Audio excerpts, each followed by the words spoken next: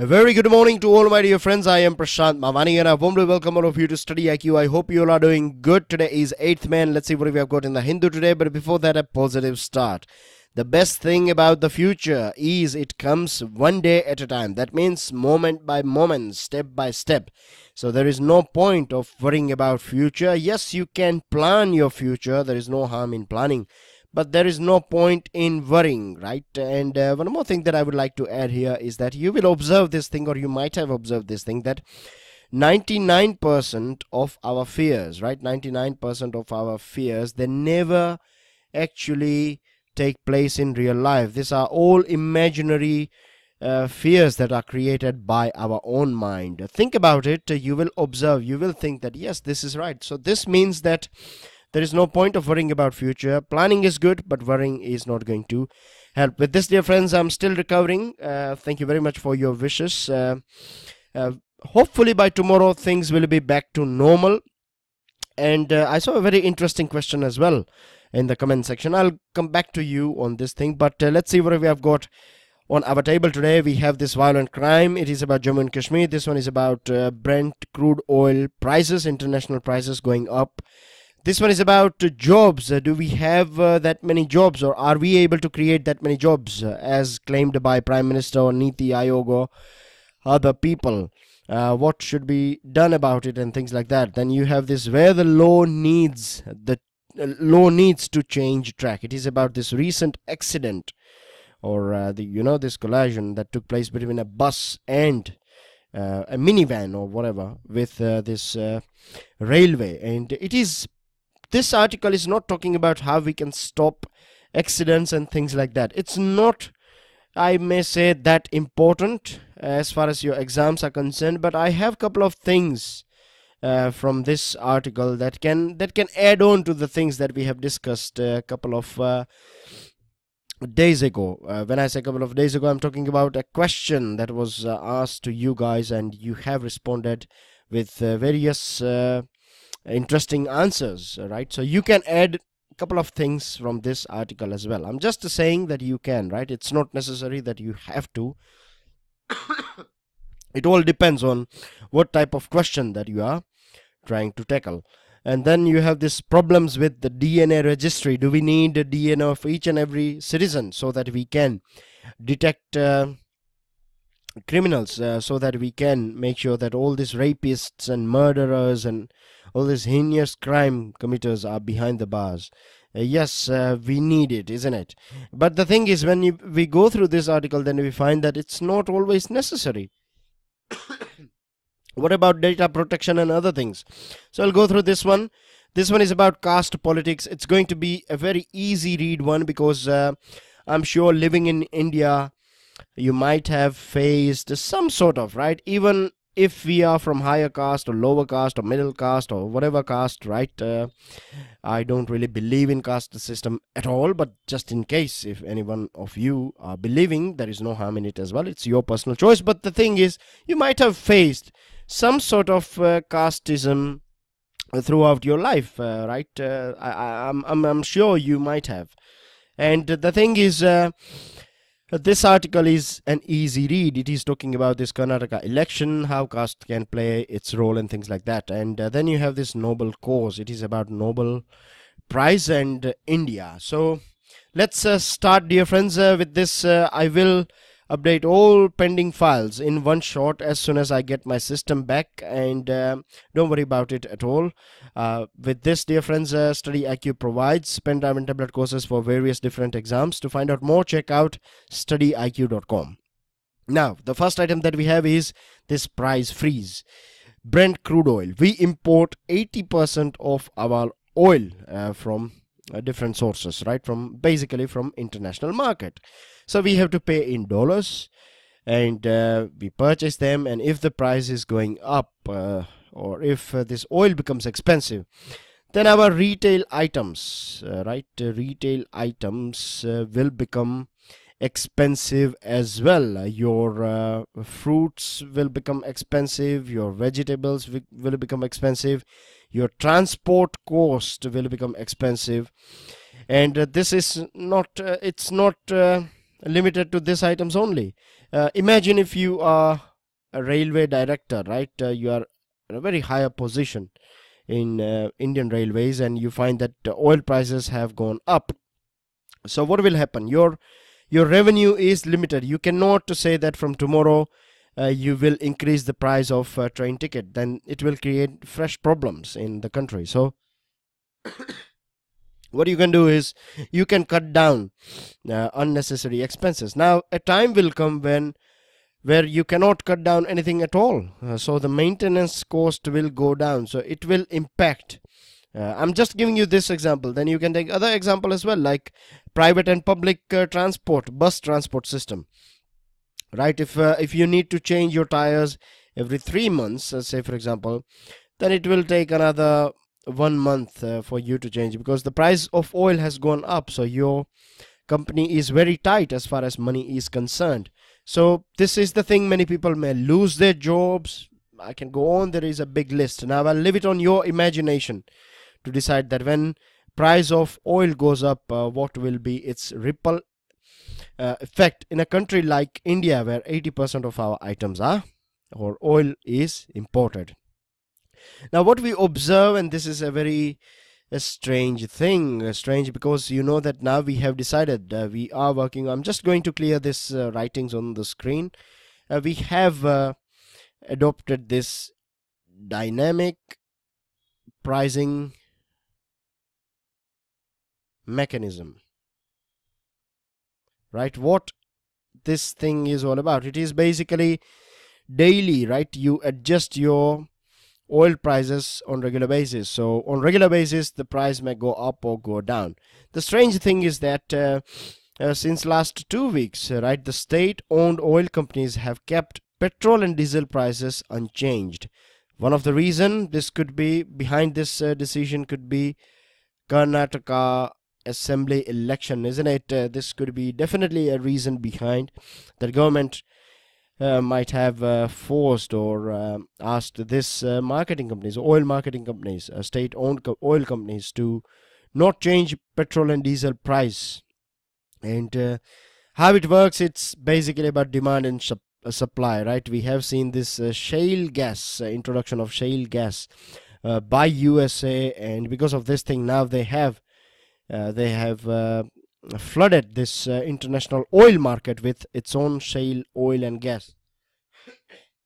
Now you cannot cut down your production. There are some investments, isn't it? You have your factory, you have this factory setup, industrial setup, you have people working for you and things like that, so you cannot cut down.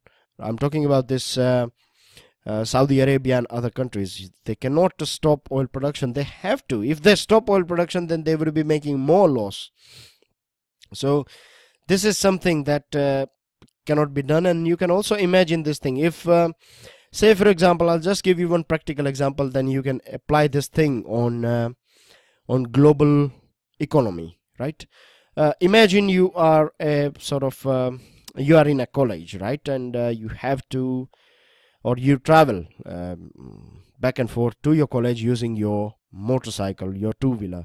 Now it's not always fixed that you will travel from your home to college. You'll pick up your friend. Once your college is finished, you may hang out with your friends, you may travel here and there, you may go for movie, etc., whatever.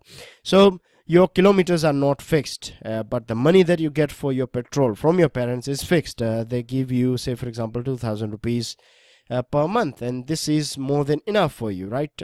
But now imagine that all of a sudden your parents will tell you that they will give you only 1,000 rupees. That's it, right? Nothing, not even a single penny above 1,000. And it's not just about petrol, it's about your monthly expense, your movie and everything in 1,000. Earlier on you used to get this 2,000 just for your petrol, but now you have to adjust everything in 1,000. So you will cut down your unnecessary traveling, isn't it? You will make sure that you are using or being very calculative as far as your kilometers are concerned. Now the petrol pump that you are using on regular basis, that person will lose a customer who used to purchase 100 rupees worth of petrol every day. Now he is using 100 rupees petrol per week or something. So this, imagine now this situation of all these people living in your area. So the consumption, the demand of oil will come down. Same thing happens with global economy as well. When we say that there is a slowdown in global economy, the consumption of oil or the demand of oil is down. At the same time, you cannot reduce supply. So more oil, less demand, prices were going down. Now the things are, global economy is picking up and things like that. So the price of oil is going up, and there are other reasons as well behind it. You know, this fresh turmoil in Syria and other things, they do play a role as well. But on surface level, this is the thing that is going on. So this one more surprising thing that we find in our country is that, you know, when the price of oil goes up, the government will quickly adjust the price. It will increase the price of, under this dynamic thing as well, under this dynamic pricing mechanism. We see that if the oil prices, international price go up, the government will increase the price of petrol and diesel. But when it comes down, it is not always synced with this drop down in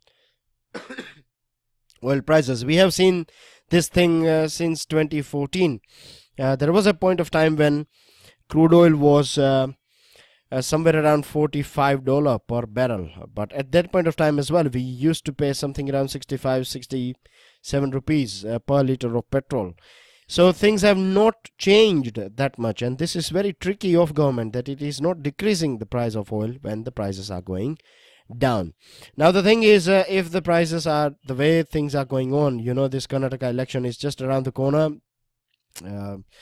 Political campaigns are on and things like that, and retail price of petrol is always a hot political subject, and if you miss this thing, then it will impact your votes as well. Now there is for a very long period of time, there is a debate going on that shall we take this petrol and diesel under GST. The thing is, if we go through the world, it's not given in this article, but I'm just giving you one line here, that if you go through the rollout of GST in different parts of the world, then we have seen that including petrol and diesel will create problems, and it will take a bit of long time for us to adjust or to normalize things. So at present, let's not take petrol and diesel under GST. What we can do is we can lower this excise duty so that it's not that painful for our citizens. With this, dear friends, this one is about a violent time. We have talked about this thing. Sophian in South Kashmir is on edge, and the strange thing, the most disturbing thing, is that Sophian was once upon a time a relatively peaceful area, but now it has transformed into a very sort of violent, or sort of, you can say, disturbed area. On Sunday, 5 militants were killed, and this included a person who was associated with Burhan Wani. He was a professor in Kashmir University, and 5 civilians are dead as well because of this protest. 130 were injured whilst they had their clash with security forces.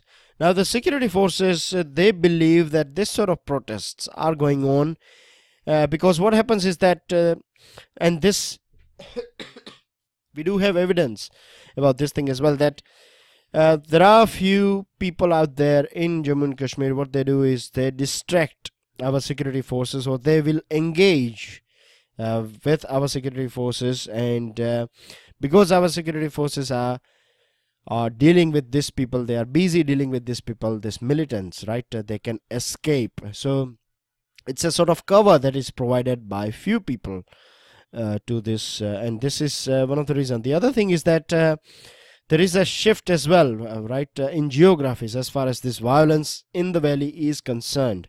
Right, earlier on, things used to be more turbulent in stronghold areas, militant stronghold areas, but nowadays we are seeing that it is taking place in different parts of Jammu and Kashmir. So this is again a very a unique challenge that is faced by the local administration as well as the civil administration and security forces of our country.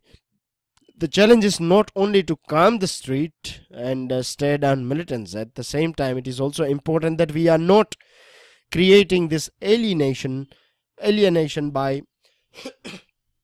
by hitting our. You can imagine that if a person is killed, a protester is killed when they are having their clash with the security force, you can imagine that the blame will go on uniformed services and the blame will go on Government of India and the state government. So this will be used, this sort of deaths are used by this brainwashing people to brainwash some other youths. They will say that this is something that happened with your brother, you should take revenge of this thing and that thing, etc. So this will create more cracks. So it is a very challenging thing in itself, right? You cannot just use force. You have to be very careful that you have to calm down these people on the street. You have to face some stone pelting as well, and at the same time you have to ensure that you are not hitting someone that badly that may kill them. And one more thing is we are also observing this homegrown militancy, which indicates that there are a few cracks out there, and the gap between government or this carrot and sticks strategy is still not working that much, right? We have got Dineshwar Sharma as a new special representative. Since 2013 we have seen the rise in this sort of attacks and protests and other things. So we need to take it very seriously, and we have to work on both fronts. The places where you can use carrots, you have to give them carrots. The places where you have to use sticks, you have to use sticks, and this is how it will work. With this, dear friends, where the law needs to change. This is about, recently we saw this bus with children collided with a train, and this is not the first time we are seeing this sort of incident. We have talked about this thing many a times in our Hindu analysis, discussion analysis as well. And the thing is, if we go through some of the observations of Supreme Court, or because the train were introduced in India by British people, we can also have a look at the laws, right, that are there in England, House of Lords, that is their Rajya Sabha of England. So if we go through the laws, what we find is that only a passenger on a train can make a claim before this railway tribunal. If you are traveling in a train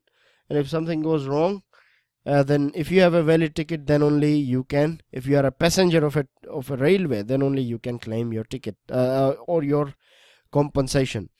Now, the Supreme Court has said this thing in the past, that it is not just the duty of the railways, right? The duty extends to the neighbors as well. That means all those people who are directly or indirectly, or basically, say for example, if you are living somewhere nearby tracks, right, then it's not possible for railway to fence all these tracks, but it will be responsibility of this neighborhood as well to make sure that they are behaving in a safe and a proper way. But something that is not happening in our country, and I believe I see this thing as a lack of awareness that is there in our society, lack of training and strict enforcement that we find, right? This is the big challenge that we find, and because of this thing we see this unmanned railway crossings, right? See this many accidents. Today we are living in a world where we have this YouTube and other things, and you will find there are hardly you will find this thing in developed countries, right? Because there is a training given to them. It is something they have to follow. If they don't, right, then you have this CCTV cameras and other things. You will be captured, that you have took this unnecessary risk, and then your license can go away and things like that can be done. So this is a habit that we have to inculcate in our people. Now this one is about this article, how it is going to be useful for you. You can if you are talking about accidents or something, right, then you can add this thing about compensation, insurance. What we find nowadays is people are buying cars, they are using cars, car users, not everyone, but there again we have a huge amount of people in our country. They do drive these four-wheelers, but they don't take insurance. And during this time of accident, insurance is something that is mandatory. But then our system, right, traffic police, we have not that many personnel. Then you have other things as well working on. So it's not we have still not developed a way through which we can make it mandatory.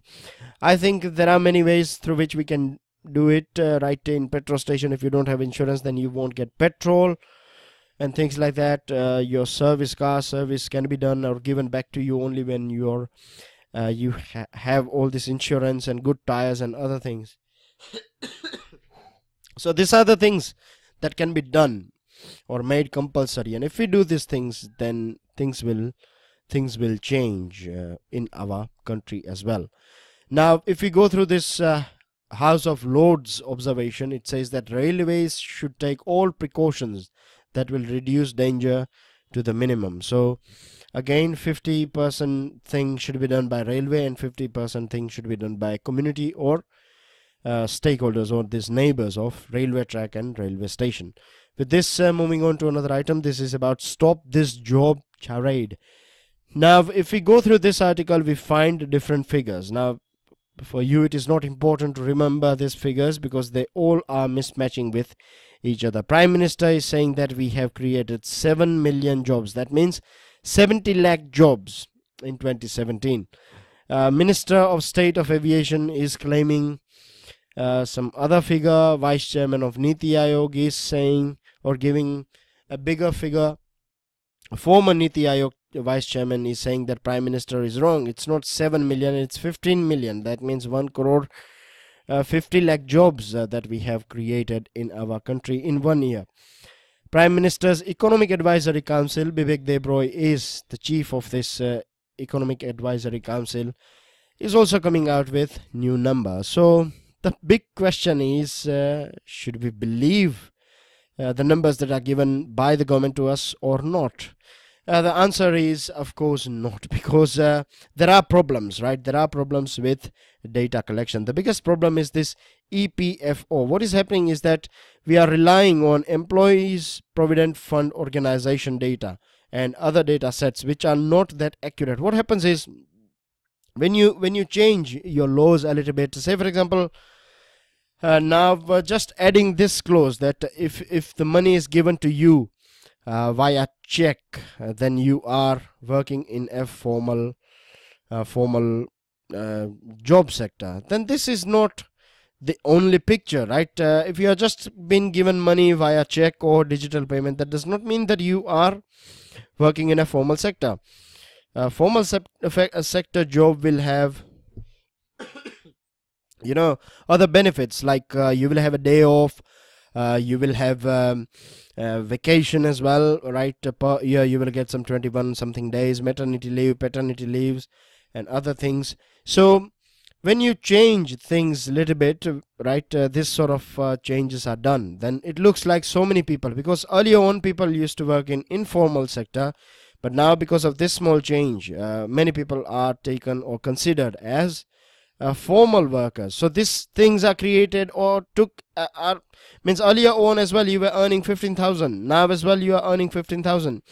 The mode of payment has changed, but now government thinks or it takes this thing that now one more job is created in formal sector. So if these are the ways through which we are calculating, then this is not a right thing. This is not the right figure.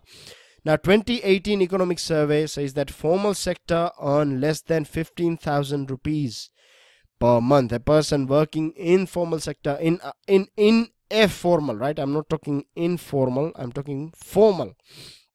If you are working in a formal sector in our country, on an average, as per economic survey 2018, you will be earning 15,000 rupees per month.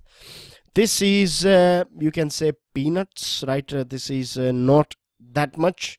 If you are living in a city area, then you can understand this thing, that 15k is nothing at all. You have to be paying, you have to share your house with other people and things like that, then only you can survive. So these things are not going to help, this 15k thing. We need to increase it, but for that productivity should go up as well, and we should making that much money too. If we enroll in this MG Narega, then you make 6,000, right, which is equivalent to India's unemployment insurance as well.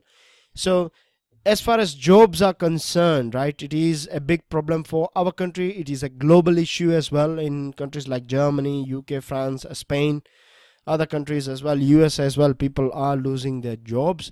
They're not finding that much amount of work. Most of the things are done automatically. We have this automation, and still, as far as India is concerned, we have still not faced this complete growth of this automation and robotics and other things. Of course, when they will be introduced, hopefully they will create some more jobs as well. Some things that can be done by robots will be done by robots and machines, but it will create some other jobs as well. It's just like a horse cart and cars, right? When horse carts were used, when cars were introduced, people were worried about what will happen with these horses and the people, this horse cart drivers. But later on we saw so many different jobs were created by cars. So hopefully something like this thing can take place with the introduction of this automation and other things. But that does not mean that we should wait and watch for these new jobs. We have to train, educate, add skills in our people, and only then they would be able to find something good for themselves. This is the bottom line. The problems with a DNA registry, National Crime Records Bureau says that quarter, that is 25%, right, of rape cases ended in conviction. So 75% you find no success, and the reason is many a times we find that the reason is lack of data or lack of evidence. And there is a strong argument going on around the world, in our country as well, that we need to collect a DNA database of everyone, right, of the accused and the charged person with the rape, and each and every citizen, just like Aadhaar, right, everyone's data, this DNA data should be collected. And Andhra Pradesh government has even announced that it is going to start this whole thing. Now, it's not always correct, right? We see many good programs on Discovery and Net Geo, and they are fantastic programs, no doubt. But all these programs are success stories. They don't show you failure stories. This may sound strange, but yes, this is the thing. A failure story will hardly work. It won't create that much revenue and things like that, or TRP, you know, for Discovery and other things. So again, not going into those details, but the thing is, if you see the real life or reality of forensic science, then you will find that of course it is a good thing. We can use it. It is helpful. It has been helpful, but it's not going to be there, or it's not that if you are using forensic science, then everything will be sorted out. You will exactly know who has done this thing. Yes, we have this technology, advanced technology, through which we can find out DNA, you know, from your skin cell, from your hair and other things, from your saliva, from your sweat and many other things. But still, when we use it in this in law world or law enforcement world, then it is altogether different. It's a bit different, right? And the people who are working in this field, like Peter Neufeld, the co-founder of Innocence Project, which uses DNA to exonerate people on death row, has said that we need to make forensic science more about science and less about law enforcement. So it becomes an impartial assessor of evidence rather than the branch of law enforcement. What he is trying to say here is that we need to improve forensic science to such an extent that it cannot cheat, or it cannot it can eliminate all these errors that we find. Many times we find errors as well in law enforcement when they are using this forensic science thingy. So people may escape, or you find innocent person being trapped. So we don't want this situation. So this itself indicates that it's not going to work all the time. Still, it is an evolving thing. Now, the other thing is, recently we saw this Cambridge Analytica issue, Facebook and Cambridge Analytica. So it is about data protection. And when we are talking about this data bank, right? Creating this DNA data bank, then what about who is going to be responsible for our data protection? This is a big question. The other thing is we have also observed around the world, say for example in UK, right, 3/4 of young black male population in the UK were on the DNA database. So DNAs are collected from minorities in different countries, and this is something that is not right as well. This is something that the police administration is tilted in favor of majority and not in favor of minority, or they are not doing the duty that properly. We can also say this thing, isn't it? Because when you have 3/4 of DNA data of young black male population, this indicates that there is racism in this thing as well. So basically, if we want to introduce this thing, it can help, but we cannot thoroughly rely on this thing. First of all, there should be informed consent that yes, I agree. If I'm not associated with any crime, then as well I agree to share my DNA. The other thing is that there should be a court order, right? Without court's order, you cannot collect data from this suspect. Third thing is that DNA information stored, if once it is used, if your case is sold, or if that information is not useful anymore, then it should be destroyed. And a court order should be necessary to access medical records for genetic data. It should not be that a constable of police can easily go there and sell this data. This should not be done. The things that are done many times with mobile data, right, should not be done here. This is about noble cause. It is about, you know, this Vibrant Gujarat initiative, which called 9 different Nobel laureates in our country. So Nobel Peace Prize, or Nobel Prize, basically is about creating this curiosity in young minds as far as this science, research, education, literature, and peace related topics are concerned. And this can be done with the help of research. We need to train our teachers so that they can train our youngsters a bit more properly. And if we inculcate this curiosity in our youngsters, then we can see many more Nobel Prizes won by Indians as well. That's everything in articles, news items. Kathua trial moved to Pathankot. MPs, they have moved to Supreme Court on this impeachment plea. What they are saying is that Vice President Venkaiah Naidu's decision was not right. We have discussed about this thing in detail. An ex-CM is a commoner. You cannot stay in CM bungalows and government bungalows once you are done with your CM-ship. And Sushma Swaraj calls Afghanistan minister for release of Indians who are abducted. NAM, that is non-aligned movement, needs a new course, has been said by Serbian Deputy Prime Minister. Naval Commander Conference begins today. Sagar is a thing that you should look for. That is growth and security for all in the region. Putin sworn in for 4th time. We have got part 1 and part 2 of Putin bio. Check out StudyIQ's YouTube channel. Rupee hits 15-month low, crosses $67. Again, go through this news with keeping in mind demand and supply principle. And then you have this koala, right? Koala is this animal here. So koala population has been going down, and Australia has pledged 34 million to help save them. What do you make of this picture here? No questions for now. Questions will resume as soon as I get all right, dear friends. So bear with me for one more day. I'm sorry about for any inconvenience this may have caused. As you can see that I'm not that doing that good at all.